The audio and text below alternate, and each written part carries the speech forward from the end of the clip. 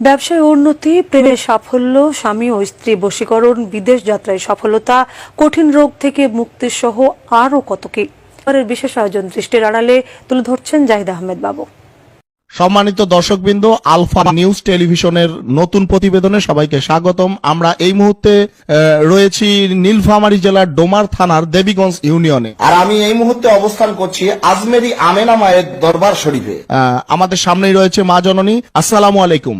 ওয়ালাইকুম সালাম।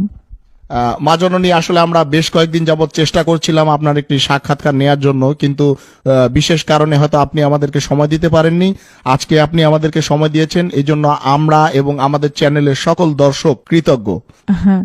আসলে আমি সবসময় পর্দার আড়ালে থাকি আর সবসময় বিভিন্ন মানুষের সমস্যা সমাধানের জন্য তদবির নিয়ে ব্যস্ত থাকি, তাই আপনাদের এতদিন সময় দিতে পারিনি। যা বলার একটু তাড়াতাড়ি বলবেন, ভিতরে লোক বসা, তারা অনেক দূর দূরান্ত থেকে আসছে। মা জননী, আমরা বিভিন্ন গণমাধ্যম এবং লোকমুখে জানতে পেরেছি যে আপনার অনেক অলৌকিক ক্ষমতা রয়েছে, যা দিয়ে আপনি লোকেদের তদবির দেন এবং বিভিন্ন সমস্যার সমাধান করেন।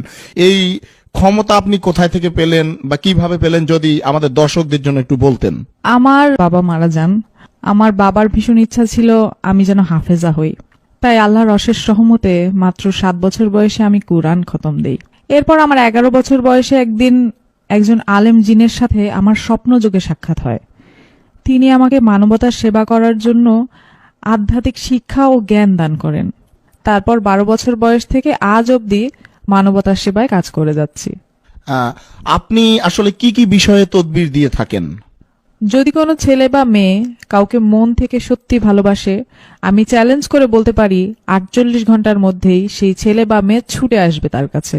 কারো স্বামী বা স্ত্রীর মধ্যে যদি কোনো পরকীয়ার কারণে সংসারে অশান্তি হয়, 24 ঘন্টার ভিতরে সেই সংসারের সকল অশান্তি দূর করে শান্তি ফিরিয়ে দিব ইনশাআল্লাহ। এছাড়াও কারো সন্তান অবাধ্য হলে তাকে বাধ্য করা, কারো বিদেশ যাত্রায় যে কোনো ধরনের বাধা থাকলে 1 সপ্তাহের ভিতরে সব সমস্যার সমাধান করে দিব। আজ পর্যন্ত অগণিত প্রবাসী আমার দেয়া লটারির নম্বর কেটে লটারি বিজয়ী হয়েছেন এবং তাদের ভাগ্য পরিবর্তন হয়েছে।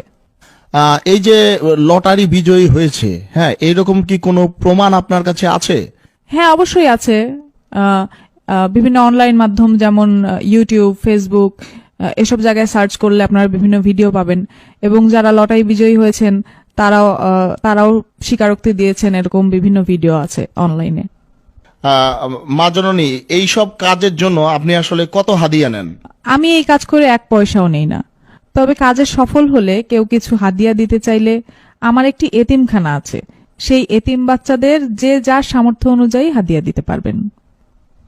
আসলে অনেকে দেশে আছে, কেউ বিদেশে আছে, সবাই তো আর সরাসরি আপনার দরবারে এসে আপনার সাক্ষাৎ করতে পারবে না, তাই আপনার সাথে সরাসরি কথা বলার কি কোনো ওয়ে আছে বা রাস্তা আছে, বুদ্ধি আছে এরকম?